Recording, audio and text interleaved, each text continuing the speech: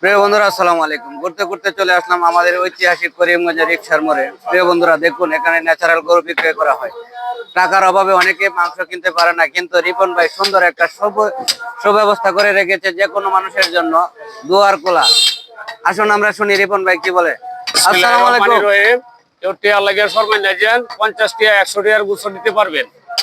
গরিবের দোকান, কেউ খালি হাতে ঘুরে যাবে না। 50 টাকার 100 টাকার 500 টাকার নিতে পারবেন, মনে নিতে পারবেন। দেশি গরু জবাই হয় এখানে, থানার সামনে। ভালো গরু জবাই হয় এখানে।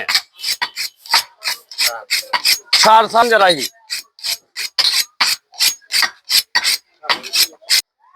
থানার সামনে।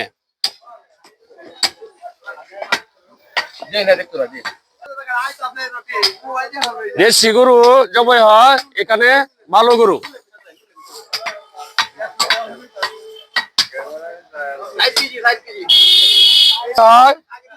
থানার সামনে ভালো ভালো গরু আগের দিন বান্ধে রাখে বাদে কাটি। যে কোনো মানুষের জন্য সুব্যবস্থা রয়েছে। প্রিয় বন্ধুরা, আসতে পারেন করিমগঞ্জ রিকশার মোড়ে, যেখানে রয়েছে রিপন ভাইয়ের মানবিক দোকান। এখানে রয়েছে যে কোনো মানুষের জন্য ব্যবস্থা। রিপন ভাই, হ্যাঁ ভাই, যে কোনো মানুষ নিতে পারবে? যে কোনো মানুষ নিতে পারবে। কতটুক থেকে কতটুক? 100 টাকা থেকে লইয়া 50 টাকা লইয়া যত 5 মাস 10 মান পর্যন্ত নিতে পারবি। আবার 50 টাকার গুছো লাগিয়ে নিতে পারবি। গরিবের দোকান এটা, গরিবের জন্য। কেউ খালি হাতে যাবে না, 50 টাকার গুছো নিতে পারবে এখানে। টাকা লয়ে আইলেই নিতে হবে। টাকা লয়ে আইলে নিতে পারবো, শর্মাই না শর্মাইলে নিতে পারবো।